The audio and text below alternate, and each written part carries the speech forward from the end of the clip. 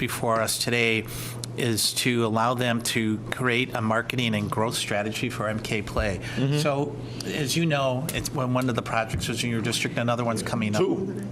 And I've been pretty successful in raising money, about $1.5 million, but really, in addition to my own duties of being an alderman, running MKE Play technically could be a full-time job, but I don't have the resources to devote to it like I like to.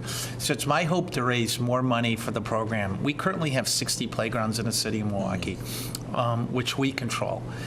We'll be using the money that I've helped raise to do 14 within 3 years. One big one's going to be in Alderman Perez's district soon.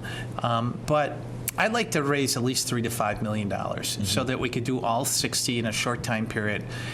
As we have seen in the newspaper quite often lately, we talk a lot about trauma with children, right? That it's Mike Lovell's story in today's paper talks about his conference putting together. Certainly our Office of Violence and Prevention talk about the impact of trauma in children. Each one of us in this room, to the most extent, grew up on playgrounds. Most of us come with somewhat similar backgrounds. We didn't come from wealth. We didn't come from money. And our playgrounds were our vacation for the summer. And that's where we did conflict resolution, where we had learned how to play chess, checkers, and things like that. A lot of that has been falling away for a lot of kids in our city. And I think for us to try and make these public places really important and invest in them so that kids in the neighborhood feel like we care.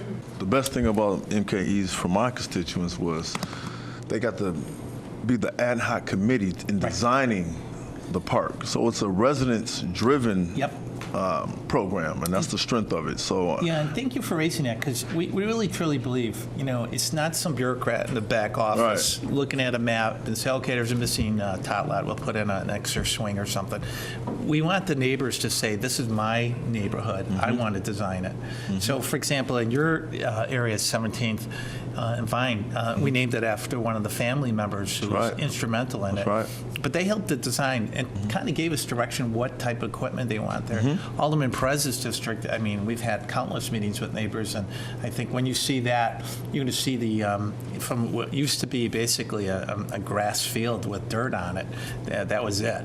And it's going to be transformed. Just a quick question for Alderman Murphy. First and foremost, I want to thank you for your work with MKE Plays. The DeBeck Park on 55th, that was actually the park that I played at as a young man, as a child. So to see it restored, that brings great value to that neighborhood. I think people just don't understand the importance of these parks. Like, you grew up in that playground, I grew up on that playground. It was probably a decade before you. And if I'm up there quite a bit in the summer, and now there's like 100 kids up there, and I've not had any problems with those kids. I've talked to the guys on the courts, and I asked them to watch out for the younger kids, and they're really cool about it. And this is really telling. I asked them this last summer, I said, what would you like to see at this playground differently? What would you want? And it's not, they're not asking anything special. You know what they asked for? Can you get us a bubbler here? Because there's no water on the playground.